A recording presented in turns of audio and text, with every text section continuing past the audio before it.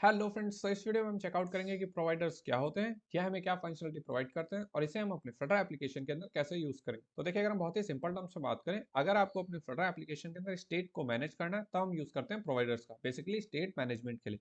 अब ये state management क्या होती है, इसको मैं आपको एग्जाम्पल से एक्सप्लेन करता हूँ। देखिए, अभी आपको यहाँ पे स्क्रीन शो हो रही है, इसमें आपको यहाँ सेंटर में ये काउंटर शो हो रहा है जिसकी वैल्यू स्टार्टिंग में 1 है। उसके बाद आपको नीचे इंक्रीज बटन शो हो रही है, इसके ऊपर अगर आप क्लिक करेंगे तो सिंपली आपका काउंटर इंक्रीज होगा। देन उसके बाद बॉटम में आपको ये फ्लोटिंग एक्शन बटन शो हो रही है, इसके ऊपर अगर आप क्लिक करेंगे तो आप सेकंड पेज में नेविगेट हो जाएंगे। ओके, तो फर्स्ट हम प्रेस करते हैं यहाँ पे इंक्रीज बटन के ऊपर, तो ये आपका काउंटर इंक्रीज हो गया। देन उसके बाद प्रेस करते हैं फ्लोटिंग एक्शन बटन के ऊपर और ये आप पेज 2 पे रिडायरेक्ट हो गए, जो आपके यहाँ ऐप बार में पेज 2 शो हो रहा है। ओके, देन वापस से इसे बैक करते हैं। अब हमें यहाँ पे क्या करना है, देखिए जो आपकी काउंटर की वैल्यू आपको यहाँ पे शो हो रही है, जब हम सेकंड पेज के ऊपर क्लिक करेंगे तो ये सेम वैल्यू हमें वहाँ पे शो करानी है। तो आप बोलोगे भाई इसमें कौन सी बड़ी बात है, सिंपली क्लास 2 के अंदर अपना कंस्ट्रक्टर कोड करो, उसके अंदर ये वैल्यू सेम पास ऑन कर दो। मैं भी बोल रहा हूँ बिल्कुल सही बात है। तो जो हमारे यहाँ पे सेकंड स्क्रीन है वहाँ पे सिंपली कंस्ट्रक्टर कोड करते हैं और देन इस वैल्यू को गेट करते हैं। तो सिंपली यहाँ पे हम इंट काउंट क्रिएट करते हैं और इसको सिंपली यहाँ पे कंस्ट्रक्टर में पास ऑन कर देते हैं। तो यहाँ पे सिंपली हम टाइप करेंगे रिक्वायर्ड, देन उसके बाद टाइप करेंगे दिस डॉट काउंट। देन उसके बाद सिंपली यहाँ से कॉन्स्ट को हम सबसे पहले रिमूव करते हैं ताकि ये एरर हमारी चली जाए। देन उसके बाद सिंपली इस वेरिएबल को हम टेक्स्ट विजिट में यूज कर लेते हैं। तो यहाँ पे सिंपली इस कोड को हम करते हैं कमेंट आउट और जो हमने टेक्स्ट विजिट कोड किया था इसके अंदर हमें पास करना है visit dot count, visit dot count. Okay, then उसके बाद सिंपली हम पेज 1 पे जब इस क्लास को कॉल करेंगे तो वहाँ पे इस वेरिएबल को हमें पास ऑन करना है। तो ये रहा हमारा पेज 2, इसके अंदर जो हमारी काउंट वैल्यू होने वाली है, तो जो टॉप पे हमने वेरिएबल कोड किया था काउंट, इसको पास ऑन कर देते हैं। तो ये रहा हमारा काउंट, इसके सामने हमने काउंट पास ऑन कर दिया है। अब इस फाइल को यहाँ से हम रिस्टार्ट करते हैं, तो क्या होगा, जब भी आप इस फ्लोटिंग एक्शन बटन के ऊपर प्रेस करोगे तो यहाँ पे जो हमारी काउंटर की वैल्यू होगी वो आपकी सेकंड स्क्रीन में हमने कंस्ट्रक्टर के अंदर पास कर दी है और वो आपको यूआई पार्ट में शो अप हो जाएगी। ओके, तो लेट्स से पहले हम क्लिक करते हैं इंक्रीज बटन के ऊपर, ये हमारी वैल्यू इंक्रीज हो गई, ये हमारी अभी करंट वैल्यू 5 है। फ्लोटिंग एक्शन बटन के ऊपर प्रेस करते हैं तो ये सेम वैल्यू आपको यहाँ पेज 2 में सेंटर में 5 शो अप हो रही है। ओके, देन उसके बाद अगर हम इसे बैक करते हैं, वैल्यू को इंक्रीज करते हैं, वापस से जाते हैं, तो ये वैल्यू आपको यहाँ पे शो अप हो रही है। अब हमें पेज 2 में क्या करना है, सिंपली एक इंक्रीज बटन यहाँ पे भी कोड करनी है, उसके ऊपर अगर हम क्लिक करेंगे तो ये वैल्यू हमारी इंक्रीज होनी चाहिए। तो सिंपली हम क्या करेंगे, यहाँ पे जो हमने फंक्शन क्रिएट किया था इंक्रीज, इसको कॉपी करते हैं और पेज 2 में सिंपली इसे पेस्ट करते हैं। इसको हम स्लाइड करते हैं और यहाँ पे इसे पेस्ट करते हैं। देन यहाँ पे सिंपली काउंट की जगह हम यूज करेंगे visit dot count plus equal to 1 और उसके बाद सिंपली इस फंक्शन को हम कॉपी कराएंगे अपनी एलिवेटेड बटन पे। तो इस कोड को यहाँ से करते हैं कमेंट आउट और एलिवेटेड बटन पे इस फंक्शन को हम कॉल कराते हैं। ओके, अब इस फाइल को हम सेव करेंगे तो यहाँ पे हमारी एलिवेटेड बटन शो होगी, उसके ऊपर हम क्लिक करेंगे तो ये हमारा विजिट डॉट काउंट इंक्रीज होगा। ओके, तो लेट्स से हम इसको प्रेस करते हैं, देखिए ये अभी वैल्यू करंट हमारी 12 है और अभी हम पेज 2 पे करंटली हैं। अब अगर हम इसे बैक करेंगे तो आपको क्या लगता है, जो हमारी काउंट की वैल्यू थी वो 12 शो अप होगी या फिर जो प्रीवियस वैल्यू हमारी पेज 1 पे थी वो शो अप होगी। तो लेट्स से हम इसे बैक करते हैं। अब देखिए काउंटर की वैल्यू यहाँ पे मेरे भाई 7 हो गई है। अब यहाँ पे काउंटर तो आपका एक है लेकिन वैल्यूज आपको दो अलग अलग शो हो रही है। देखिए अगर हम इसे यहाँ से इंक्रीज करके वापस से 12 करते हैं, देन उसके बाद फ्लोटिंग एक्शन बटन को क्लिक करते हैं, तो देखिए अभी तो आपको यहाँ 12 शो हो रही है, लेकिन अगर आप यहाँ पे इसको इंक्रीज करेंगे पेज 2 के ऊपर, अब वापस से बैक जाएंगे तो ये वैल्यू आपकी 12 शो अप हो रही है। अब यहाँ पे तो इशू हो गया भाई, वैल्यू तो हमारी एक है लेकिन यहाँ पे दो वैल्यू शो हो रही है, एक 12 और एक जो हमारी सेकंड स्क्रीन में। तो अब क्या करें भाई, तो आप क्या करोगे, यहाँ पे जुगाड़ करके इसको सेट तो कर सकते हो, लेकिन अभी तो आपकी दो स्क्रीन है। कल को जब आप बड़ा एप्लीकेशन कोड करोगे तो आपकी मल्टीपल स्क्रीन होंगी, तो आप ऐसा तो करोगे नहीं कि एक क्लास से कंस्ट्रक्टर के अंदर वैल्यू पास करेंगे, फिर वहां से दूसरे कंस्ट्रक्टर के अंदर वैल्यू पास करेंगे and so on.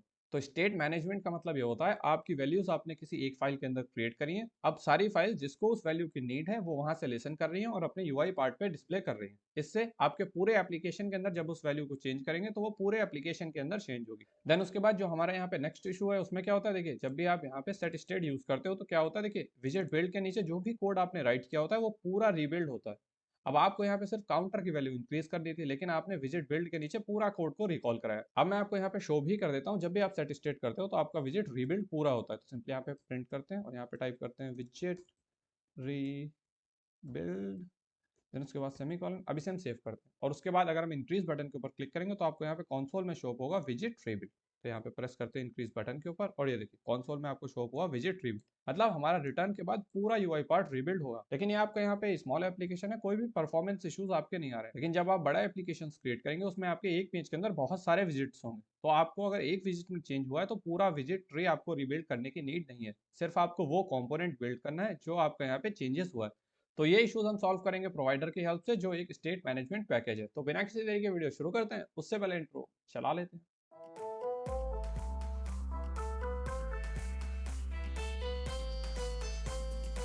Hello friends, help build FFC जिसमें हम एक फ्लटर कोर्स क्रिएट कर रहे हैं राइट फ्रॉम वेरी बेसिक्स। तो अगर आप किसी भी पॉइंट पे कोई भी हेल्प प्रोवाइड करना चाहते हैं तो सिंपली डिस्क्रिप्शन में गूगल फॉर्म में आपको अपना name and email ID pass on करना है। Then we will catch up in Google Meet. Okay, because I believe we together can definitely make a difference buddy.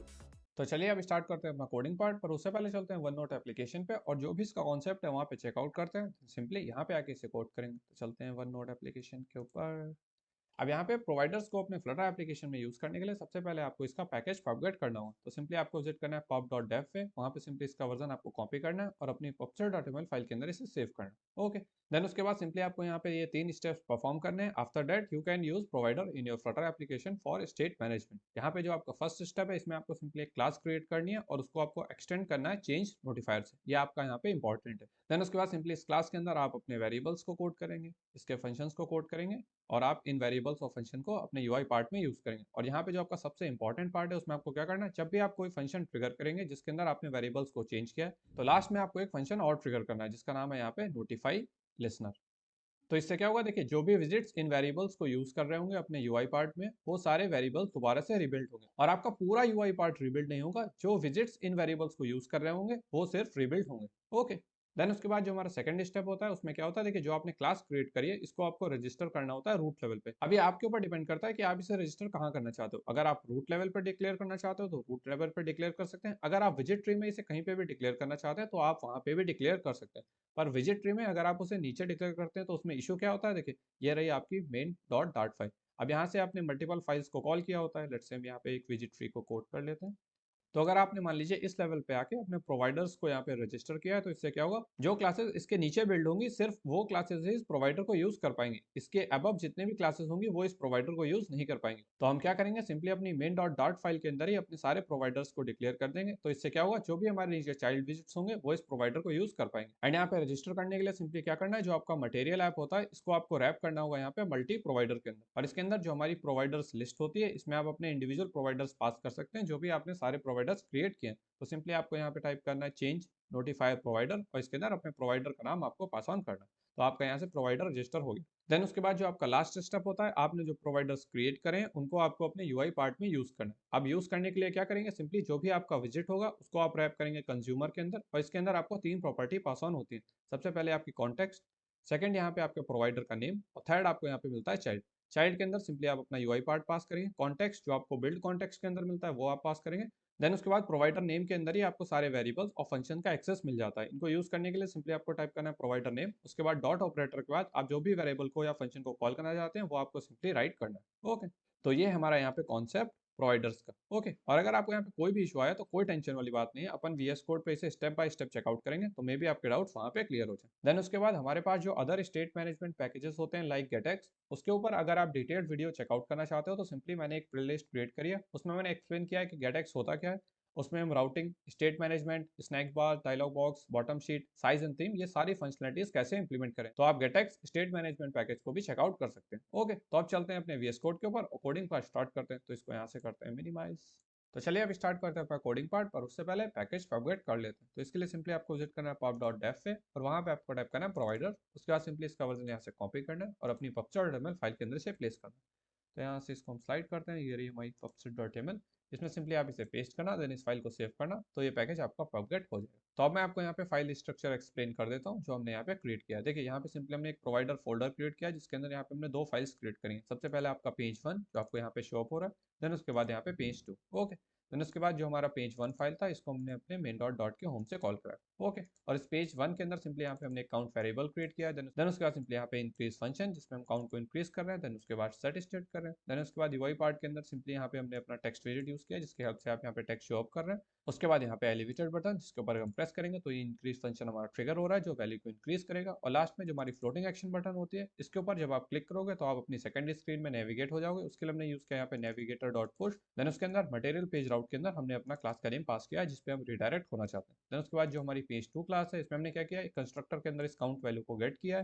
Then उसके बाद simply यहाँ पे भी फंक्शन क्रिएट किया है और यूआई पार्ट के अंदर सिंपली यहाँ पे अपने टेक्स्ट और बटन को कोड किया है जिसकी हेल्प से आपको यहाँ पे वैल्यू शो अप होगी और आप उसे इंक्रीज कर पाएंगे। ओके, और यहाँ पे जो हमारे इश्यूज आ रहे थे वो मैंने आपको एक्सप्लेन कर देते। फर्स्ट, जब आप यहाँ से वैल्यू चेंज करते हो वो आपकी वैल्यू कंसिस्टेंट नहीं हो रही थी, आपकी एक क्लास में कुछ और वैल्यू शो अप हो रही और सेकंड क्लास में कुछ और और सेकंड जब हम सेट स्टेट करते हैं तो हमारा पूरा यूआई पार्ट रिबिल्ड होता है। तो इन दोनों इश्यूज को हम यहाँ पे टैकल करेंगे यूजिंग प्रोवाइडर। तो यहाँ पे जो आपको सबसे पहला काम करना था, आपको क्लास क्रिएट करनी है और उसके अंदर इन वेरिएबल्स को आपको कोड करना है। तो सिंपली जो हमारा प्रोवाइडर फोल्डर था इसके अंदर हम अपनी एक फाइल क्रिएट करते हैं। तो लेट्स से हम यहाँ पे इसका नाम देते हैं काउंट प्रोवाइडर डॉट डार्ट, और इस फाइल का नेम आप कुछ भी प्रोवाइड कर सकते हैं। और इस फाइल के अंदर सिंपली आपको यहाँ पे एक क्लास क्रिएट करनी है जो एक्सटेंड करेगी हमारे चेंज नोटिफायर को। तो सिंपली आपको यहाँ पे टाइप करना है क्लास कीवर्ड, उसके बाद आपको यहाँ पे अपने क्लास का नेम प्रोवाइड करना है। तो लेट्स से हम यहाँ पे देते हैं काउंट प्रोवाइडर।